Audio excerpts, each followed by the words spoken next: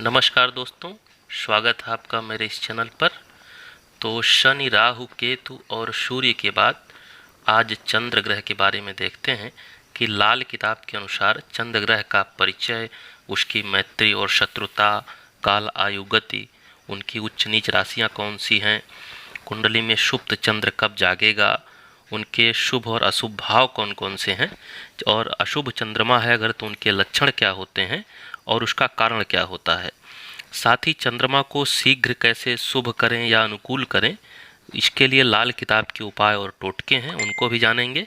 साथ ही चंद्रमा का वैदिक बीज और तांत्रिक मंत्र और उनका अनुष्ठान का जो प्रक्रिया है उसको भी समझेंगे। साथ ही आप सभी से रिक्वेस्ट है कि अगर आपने चैनल को सब्सक्राइब नहीं किया है तो अवश्य कर लें, जिससे मुझे भी प्रोत्साहन मिलता रहे। तो आइए चलते हैं चंद्र ग्रह की यात्रा पर। चंद्र जो है हृदय का स्वामी है और सूर्य से रोशनी लेता है। जैसा कि आप जानते हैं कि सारे ग्रह जो हैं सूर्य से रोशनी लेते हैं, इसी तरह चंद्रमा की जो चांदनी है वो भी सूर्य की ही वजह से है। सूर्य जो है चंद्रमा को चाहे कितना ही गुस्सा होकर आज्ञा दे, पर वह शांति से सुनकर उसे पूरा करता है। चंद्रमा की यह कोशिश रहती है कि वह सूर्य के चरणों में ही रहे। सूर्य की चमक से प्रभावित नेत्रों अर्थात शनि और मस्तिष्क अर्थात बुध को जो शांति मिलती है वो चंद्रमा से ही मिलती है। यानी शनि और बुध दोनों को चंद्रमा से ही शांति मिलती है, जो कि सूर्य से प्रभावित नेत्र और मस्तिष्क हैं। चांदी की तरह चमकती चांदनी रात्रि जो है वो चंद्रमा का शासन क्षेत्र होता है। जैसा कि आप जानते हैं कि रात्र में चांदनी होती है, तो जहाँ जहाँ चांदनी होगी वो सभी क्षेत्र जो है चंद्रमा का शासन क्षेत्र माना जाता है। यहाँ शुरू में राहु और अंत में केतु हैं। यानी कि शुरू में राहु का अर्थ है कि सूर्यास्त के बाद जब अंधेरा होने लगता है तो राहु का काल माना जाता है, और सुबह के समय, भोर के समय जब अंधेरा छटने लगता है तो केतु का समय माना जाता है। और बाकी पूरी रात यानी बीच में शनि इनका रक्षक है। पूरी रात जो है वो शनि का मानी जाती है। इसी तरह पापी समूह यानी राहु, केतु और शनि जो हैं एक साथ निज जन्मदात्री और संसार माता के राज्य में, यानी चंद्रमा को संसार की माता भी माना जाता है। क्योंकि सूर्य को जगत पिता जिस तरह माना जाता है उसी तरह चंद्रमा को संसार माता मानते हैं। ऐसा मानते हैं कि 9 ग्रहों में सूर्य राजा है और चंद्रमा रानी है। तो इनको संसार माता के राज्य में प्रत्येक के आराम और माता के दूध में, यानी कि इनका जो साम्राज्य है, इनके राज्य में जो प्रत्येक का आराम होता है और माता के दूध यानी चंद्रमा के दूध में जहर मिलाने को तैयार रहते हैं। कौन? राहु, केतु और शनि। शनि से तो विष योग भी निर्मित होता है चंद्रमा के साथ, साथ ही राहु केतु से उनको ग्रहण लगता है। अब चाहे दूध यानी कि चंद्रमा, दूध जो है चंद्रमा है, तथा विष यानी कि ये पापी ग्रह एक दूसरे में मिल रहे हों, फिर भी सहृदयी चंद्र यानी कि माता के रूप में, चूंकि इनका हृदय जो है सहृदयी है, जगत में समुद्र के जल में सूर्य की छाया जरूर होगी। चूंकि चंद्र जो है सूर्य की रानी है तो सूर्य की छाया इन पर होती है, जिसकी शैतानी हेतु जगत की हवा या मनुष्य के श्वास का जो स्वामी है गुरु माना जाता है। तो चंद्रमा के जो रक्षक के रूप में सूर्य और गुरु उनके चारों ओर सदैव विद्यमान रहते हैं। इसका ये तात्पर्य है जो एक सांकेतक रूप में बताया गया है, संकेत के रूप में। सूर्योदय से पहले जो ब्रह्म वेला का स्वामी है वो केतु है, और सूर्यास्त के बाद जो शांति वेला होती है उसका स्वामी राहु होता है, जबकि संपूर्ण रात का स्वामी शनि है। चंद्र के असर में जो गुरु, सूर्य, चंद्र जो है तीनों का प्रभाव शामिल होता है। ये चंद्र के जो हैं सूर्य और गुरु जो हैं इनमें शामिल हैं, चूँकि सूर्य इनके राजा माने जाते हैं अगर ये रानी हैं। साथ ही अभी आपने ऊपर पढ़ा कि जगत की हवा या मनुष्य श्वास का जो स्वामी गुरु इनके चारों ओर विद्यमान रहता है, तो जो है इनका भी प्रभाव इनमें शामिल रहता है। 8वें भाव में जो चंद्रमा अगर रहे किसी की भी कुंडली में तो जातक को दीर्घायु बनाता है और मृत्यु से हिफाजत करता है। साथ ही 7वें भाव में अगर चंद्रमा है तो धन, संपत्ति और अन्न आदि के लिए अच्छा होता है। इसी तरह 3रे भाव का चंद्रमा लड़ाई के मैदान में विजय श्री दिलवाता है। और अगर चंद्र अशुभ या निर्बल है तो शुक्र के जो काम या वस्तुएं होती हैं उनसे व्यक्ति को फायदा नहीं होता। यानी चंद्रमा कहीं भी अशुभ है तो शुक्र से संबंधित जो काम और वस्तुएं हैं उनमें अशुभता पैदा करता है। अपितु चंद्र की वस्तुएं फायदेमंद सिद्ध होंगी जबकि उसमें दूध की सफेदी ना मिले हों। यानी चंद्रमा की ये वस्तुएं फायदेमंद साबित होंगी जिसमें दूध ना हो। जैसे कि पानी का बर्फ तो लाभदायी होगा, लेकिन अगर दूध का बर्फ है तो हानिप्रद होगा। यानी जिन जिन चीज़ों में दूध मिला होगा उसकी सफेदी होगी वो नुकसानदायक होगी। चंद्रमा को जो फारसी भाषा में कमर कहते हैं, साथ ही अंग्रेजी में मून कहते हैं। इसका दिन सोमवार है और इनका रंग जो है सफ़ेद दूध समान है। चंद्र जो है स्त्री ग्रह है और इसका कारक भाव जो है चतुर्थ भाव यानी सुख भाव होता है। चंद्रमा के जो मित्र हैं वो सूर्य व बुध कहे जाते हैं। इनके शत्रु कोई नहीं है और समग्रह जो हैं शुक्र हैं, शनि हैं, मंगल हैं और गुरु हैं। साथ ही राहु केतु से इनको ग्रहण लगता है और इनके मध्यम संबंध रहते हैं।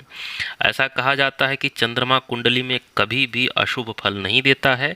हाँ, शुभ फल भले ही ना हो दे तो इनकी किसी भी से भी शत्रुता नहीं है। किसी के साथ भी इनका योग हो, कोई दृष्टि हो, ये कहीं भी अशुभ फल नहीं देंगे। हाँ, इनका शुभ फल जरूर कम हो जाता है। चंद्रमा की काल, आयु और गति देखते हैं। चंद्रमा का समय 24 दिन होता है, 24 वर्ष होती है। साथ ही उम्र 100 वर्ष है। महादशा इनकी 10 वर्ष की होती है। सामान्य चक्र 1 वर्ष का होता है। इनका असर जो है शुरू में होता है और प्रभाव की गति घोड़े के समान अर्थात अत्यंत तीव्र होती है। चंद्रमा, गुरु, बुध, शुक्र और अगर राहु के साथ है चंद्रमा इनके साथ है तो इनकी उम्र 12 साल हो जाएगी 24 साल की जगह। और चंद्रमा शनि के साथ है तो उम्र 8 वर्ष होगी। इनका ये प्रभाव समय होता है जो 24 वर्ष है। चंद्रमा की उच्च राशि कौन सी है? वृष राशि में, जो कि शुक्र की राशि है, में चंद्रमा उच्च फल देता है। साथ ही वृश्चिक राशि जो कि मंगल की राशि है उसमें चंद्रमा नीच का फल देता है। अगर कुंडली में बुध, शुक्र 6वें भाव में या 12वें भाव में बैठे हैं तो चंद्रमा उच्च का फल ना देकर अत्यंत बुरा प्रभाव देगा। यानी कि चंद्रमा भले उच्च का हो, लेकिन अगर शुक्र बुध जो हैं 6ठे या 12वें भाव में बैठ गए हैं तो उच्च का फल ना देकर वो नीच का फल देने लगेगा। चंद्रमा का जो प्रभाव है वो 16वें वर्ष, 51वें वर्ष, 86 व 121वें साल की उम्र में होता है जातक को। इसका जो प्रथम चक्र होता है 24 वर्ष की उम्र में, दूसरा चक्र 59 वर्ष की और तीसरा चक्र 94 वर्ष में होता है। यानी कुंडली में इनकी जो भी स्थिति रहेगी उसका प्रभाव इस वर्ष में अवश्य पड़ता है। अब आगे देखते हैं कि राहु केतु जो है चंद्रमा के साथ अगर किसी भी भाव में हैं तो बुरा प्रभाव नहीं देते हैं। यानी ग्रहण योग है तब भी बुरा प्रभाव नहीं देंगे, पर यह भी जरूरी नहीं कि वे शुभ फल दें। यानी कि उनकी शुभता में कमी आ जाती है या शुभता समाप्त हो जाती है। चंद्रमा जो है चतुर्थ भाव में स्वगृही होता है। साथ ही चंद्र अपनी हिफाजत के लिए अपने जो मित्र ग्रह हैं, सूर्य है, मंगल हैं, गुरु हैं, इनकी बलि ले लेता है। चंद्र जो है सूर्य के पश्चात सबसे अधिक बलि ग्रह होता है। जैसा कि ग्रहों में भी देखते हैं कि सूर्य का पृथ्वी पर सर्वाधिक प्रभाव है, उसके बाद सर्वाधिक जो नज़दीक ग्रह है वो चंद्रमा है, तो सबसे ज़्यादा प्रभाव सूर्य के बाद इसका पड़ता है। चंद्रमा साल के जो पहले 4 महीने होते हैं उसमें गुरु जैसा प्रभाव डालता है। साथ ही दूसरे 4 महीने सूर्य का प्रभाव डालता है और अंतिम 4 महीने में अपना असर देता है अगर 1 वर्ष का इसका चक्र है तो। सूर्य का अगर चंद्र से ताल्लुक हो या चंद्रमा अशुभ हो तो चौथे भाव का जो फल होता है वो भी अशुभ हो जाता है। चंद्र से ताल्लुक मतलब सूर्य चंद्र साथ हों। इसी तरह चंद्रमा का अगर शनि से ताल्लुक हो तो 8वें भाव का अशुभ फल मिलता है। और स्त्री ग्रह चंद्रमा जो है रात में प्रभावशील रहता है, यानी इसका जो मैक्सिमम परिणाम वो रात्रि के समय होता है। अब सुप्त चंद्रमा कब कुंडली में जागता है इसको देखते हैं। द्वितीय, चौथा और 8वां यानी दूसरा भाव, चौथा भाव और 8वां भाव अगर कुंडली में सुप्त है तो उसे चंद्र ग्रह जगाता है। चंद्रमा शिक्षा संबंधी कामों पर और 24वें साल के बाद जागता है।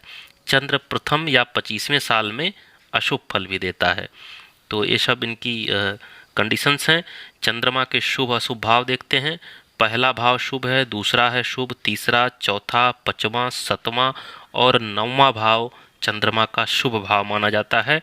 इनके अशुभ भाव माने जाते हैं 6, 8, 10, 11 और 12वें भाव। इसके अलावा चंद्र अकेला अगर किसी भी भाव में है आपकी कुंडली में, तो ऐसा माना जाता है कि वो जातक दया, नम्र और सद्व्यवहारी होता है, और अपनी दया, नम्र और सद्व्यवहारिता से जो हासिल दंड यानी कि फांसी तक माफ़ करा लेता है, और कुटुंब को खत्म नहीं होने देता है, यानी अपने कुटुंब का सदैव रक्षक होता है। 12वें भाव में अगर मौजूद है चंद्रमा, तो वो केतु कहीं भी होगा उसको अशुभ करता है। अब अगर चंद्रमा अशुभ है तो उसके लक्षण क्या होते हैं? इसके कुछ लक्षण दिखते हैं, जैसे घरेलू दूध देने वाले पशु की मृत्यु हो जाती है, या अगर घोड़ा है तो उसकी मृत्यु हो जाती है। इसी तरह घर का नल, तालाब, कुआं सूख जाए तो भी चंद्रमा अशुभ जाने। इसके अलावा आभास यानी महसूस करने की शक्ति का ह्रास हो जाए। माता अगर बीमार रहती हैं, मानसिक रोग किसी तरह का होता है, राहु केतु या शनि से इनका किसी तरह से योग हो, मिर्गी रोग का कारण भी चंद्रमा है, पागलपन, बेहोशी, फेफड़े संबंधी रोग, इसके अलावा मासिक धर्म की गड़बड़ी हो, इसके अलावा स्मरण शक्ति अगर कमज़ोर हो रही हो, साथ ही मन में हमेशा घबराहट रहती हो, शंका रहती हो, एक अनिश्चित भय रहता हो। इसके अलावा ठंड से होने वाले जो बीमारियां जैसे सर्दी जुकाम इत्यादि हैं, उनका भी कारण चंद्रमा होता है। मन में आत्महत्या के विचार इत्यादि आते हैं तो इसका भी कारण चंद्रमा होता है। मानसिक जो बीमारियां होती हैं अधिकतम उसमें चंद्रमा उसका कारण होता है। अब देखते हैं कि अगर ये सब चीज़ें हैं तो क्या उपाय करें लाल किताब के अनुसार कि शीघ्र चंद्रमा अनुकूल हो और उनका अशुभ परिणाम जो है कम हो और साथ ही शुभता आए। तो चंद्रमा के उपाय में माता एवं दूसरों के चरण स्पर्श कर आशीर्वाद लेना चाहिए, यानी माता का चरण स्पर्श करें या किसी भी दूसरे का आप चरण स्पर्श करते हैं तो आपकी कुंडली में चंद्रमा शुभ होता है। इसके अलावा दूध अथवा पानी का भरा बर्तन अपने सिरहाने रखकर सो जाएं और सुबह उसको दूसरे दिन जो है कीकर एक पेड़ होता है उसकी जड़ में डाल दें तो भी चंद्रमा शुभ होता है। भगवान शिव की पूजा करें, सोमवार का व्रत रखें, इससे चंद्रमा शीघ्र अनुकूल होते हैं। माता, सास, नानी तथा मौसी यानी कि आपकी जो भी संबंधी हैं जो माता से संबंधित हैं उन सभी का सम्मान करें तो भी चंद्रमा अनुकूल होते हैं। चावल, दूध और चांदी का दान करें, इससे भी चंद्रमा शुभ होते हैं। साथ ही पलंग आपका जिस पे आप सोते हैं उसके चारों पायों के अंदर अगर चांदी की कील ठोके तो चंद्रमा अनुकूल होते हैं। मोती या चांदी तर्जनी या कनिष्ठिका अंगुली में पहने। साथ ही पूर्णिमा में गंगा स्नान करें तो भी चंद्रमा अनुकूल होंगे।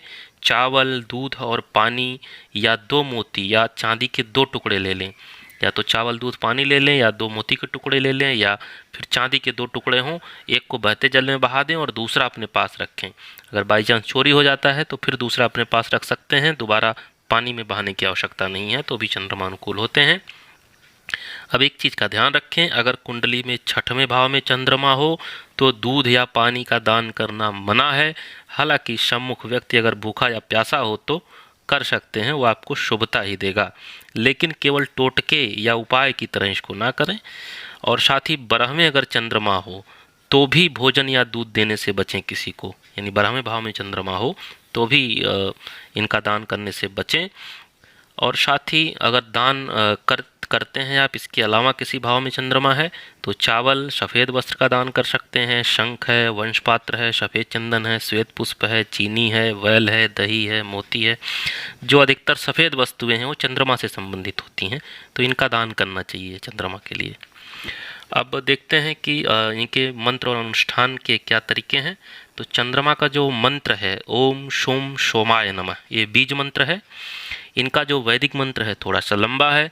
ओम इमन देवाः अश पत्नर्थ सुबध्वम महते छत्राय महते जान राज्यायेन्द्र सेन्द्रियाय इमं मुष्य पुत्रम मुष्य पुत्रमश्य विषये अशयो मोमी राजा सोमो अस्माकं ब्राह्मणानार्थ राजा।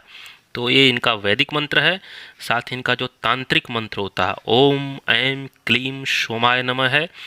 और जो अनुष्ठान संख्या है वो इनका 11,000 बार जप करना चाहिए, साथ ही उसका 10वां भाग हवन कराना चाहिए तो अनुष्ठान पूर्ण माना जाता है। और इनका हवन करने की जो लकड़ी है वो पलास की लकड़ी है, यानी ढाक की लकड़ी है, ढाक के पत्ते आप लोग जानते होंगे, उसकी लकड़ी से अगर हवन कराते हैं और पूरा अनुष्ठान करा के तो जीवन में चंद्रमा शुभ रहेंगे आपके। एक चीज़ और जोड़ना चाहते हैं, पिछली वीडियो में हमने सूर्य के बारे में जो उनका वैदिक मंत्र बताया था उसमें एक अशुद्धि रह गई थी, उसको मैं बताना चाह रहा हूँ। और उस अशुद्धि के लिए क्षमा चाहते हैं। सूर्य का जो वैदिक मंत्र था वो था ओम आ कृष्णेन रज सावर्त मानो निवेश यनमृतम मत्यंच हिरण्येन सविता रथेना देवो याति भुवनानि पश्यम। यहाँ हिरण्येन जो है छूट गया था लिखना, तो हिरण्येन है। तो जो भी मंत्र का जाप करें या अनुष्ठान कराएं तो मंत्र की शुद्धता अत्यंत आवश्यक है, और शुद्धता के साथ ही उसका जप हो, तभी वो पूरी तरह परिणाम देने वाला होता है। तो अनुष्ठान में मंत्र की शुद्धता का अवश्य ध्यान रखें, उसमें त्रुटि ना होने पाए। तो आज के लिए इतना ही। अब हम अगली वीडियो में मंगल ग्रह के बारे में पूरी चीज़ जानेंगे। नमस्कार, धन्यवाद।